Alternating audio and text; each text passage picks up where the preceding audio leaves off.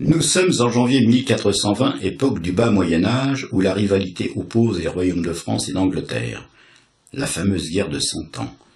Avec nos connes et comptes services issus de la télé, du showbiz et autres cadres dynamiques, nous aurions eu certainement droit comme à l'euro à l'amputation volontaire, relationnelle et jonctionnelle du thé, ce qui aurait donné la guerre de 100 ans. Donc je poursuis, les papes et le grand schisme d'Occident mettent à mal la chrétienté, alors qu'à notre époque, c'est plutôt la liquéfaction des mœurs qui met en péril le dogme chrétien. Avec notre pape actuel, c'est plutôt le dogme allemand, c'est ce qu'on appelle faire de la dope Hermann. À l'aube de ce XVe siècle où la poésie s'exprime à travers le roman de la Rose, plus connu sous le régime de François, non pas premier mais Mitterrand, et le roman de Renard, plus d'actualité avec nos présidents, roublard comme un renard, avec un dé, non pas à coudre, car à lui il faudra plutôt en découdre. Le petit bourg de Don Rémy est enseveli et recouvert d'une couche de neige épaisse et drue. Seul le croassement lugubre et obsédant des corbeaux laisse augurer de quelque présence et l'ombre de vie. Depuis plus d'un mois, les habitants de ce bourg, si avenants au printemps, sont calfeutrés et tapis. Je vous aurais bien rajouté Bernard, mais je crains votre courroux, dans leur chaumière sombre et sinistre et leur famélique masure, ce qui n'est pas le cas de Bruno dit de la baraque à Obama, réduisant leurs activités aux seules emplettes qu'ils effectuent par obligation, pour ne point périr d'inanition et à la coupe de bois qu'ils vont débiter dans les forêts alentours, s'ils ne veulent pas succomber au froid sibérien qui règne. Heureusement pour les commissions et denrées alimentaires, l'ouverture récente d'une échoppe par un ottoman musulman fait prisonnier lors des croisades délibérées des geôles mérovingiennes ne cherchez pas à comprendre. Les livres de Marc Lévy sont truffés de truisme et de coqs-cigrues et les miens d'anachronisme. A fait plus d'un heureux parmi les autochtones et la faune halogène débarquée récemment.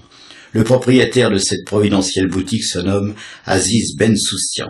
Le premier qui écorche mon nom, je lui coupe les glaouis. Seul un petit estaminet ouvert d'épeautrants minets situé près de l'église propose à un prix alléchant et réduit le plat du jour, qui l'est encore plus. Steak frites ou saucisses de Francfort, on ressent nettement l'influence du petit brun à la moustache grise sur le mode de consommation. Le patron propose du jus de tomate et du lait concentré, mais pour l'instant ça ne marche pas fort.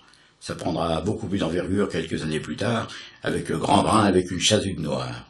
Le resto du Caire, c'est son nom, n'est fréquenté que par des jeunes chômeurs désœuvrés qui trimballent avec eux leur tam-tam portable et assomment les riverains d'épodes, de motets et d'épithalames, marmonnant de la poésie de cour pour une obole ou un écu symbolique, ce qui commence à casser sérieusement les burnes du taulier, du bouge qui souhaiterait que l'État intervienne et dispense quelque activité ludique et autres TIG ou octroie des subsides ou préventes, pour dissiper cette oisiveté endémique. Il dénonce l'incurie, voire l'impéritie du gouvernement face à cette montée du chômage. Ah, maugrait-il excédé, regardez-moi la plupart de ces jeunes. Ça ne branle rien de la journée, c'est tous des feignants et des propres pariens.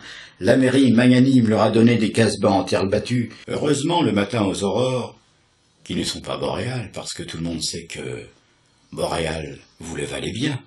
Les ouvriers qui travaillent aux cristalleries, fonderies et mines de charbon voisines, je vous signale qu'à cette époque l'énergie du fer et du charbon était l'âme de la nation et que ces matériaux nobles n'étaient point frappés d'ostracisme comme ils le sont par nos plénipotentiaires européens. Quant au cristal, il était le reflet d'une France qui cultivait encore l'art, la beauté et l'amour de l'artisanat. Absorbent régulièrement et religieusement, voire béatement, leur café, calva, roboratif et requinquant, rituel journalier auquel les ouvriers ne dérogent jamais. Certains jouent un écu ou deux au tiercé les jours d'acompte et d'autres au kéno, car tout le monde sait qu'au kéno, tu l'auras dans le dos, et au PMU, tu l'auras dans le cul, régi par la française d'Écheleux, dont le nom sera francisé, mais beaucoup plus tard. Avec la nouvelle invention d'impression du papier par Gutenberg, originaire de Strasbourg, on peut jouer directement sur du papier au lieu du parchemin.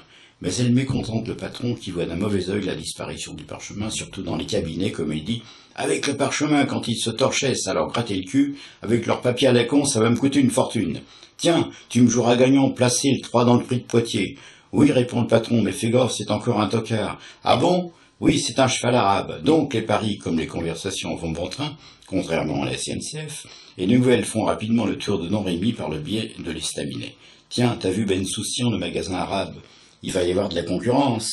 Ouais, il paraît qu'ils vont construire une grande surface. Ah bon? Et ça va s'appeler comment? Croisement, je crois. Les colibés fusent. Avec un nom comme ça, ils vont pas aller loin. À la rigueur, ils l'auraient appelé Carrefour, mais croisement, comme disent les Allemands, ça risque de faire un four. Donc, nos maghrébins troupiers fantassins qui ont envahi l'Espagne, trousser les choses espagnoles, après s'être bien fait secouer les castagnettes par nos belles hispaniques, s'apprêtent à conquérir la Gaule. Ils forcent la ligne Maginot devant les boches médusées et pénètrent en Gaule, la Gaule à la main.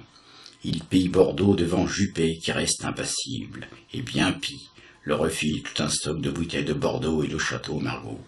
Comme il le dit, c'était ça où il me coupait les couilles, son amour de l'ampélographie n'allant pas jusqu'à l'ablation de ses roustons, et encore moins du sacrifice suprême, surtout que comme il l'a déclaré à Élise Lucet sur la 2, déjà que je trinque pas souvent ma bourgeoise, alors s'il me manque les parties vitales, elle est capable de se tirer avec Besancenot. Ah, merveilleuse époque où les Arabes vous coupaient les couilles, alors que maintenant ils nous les cassent.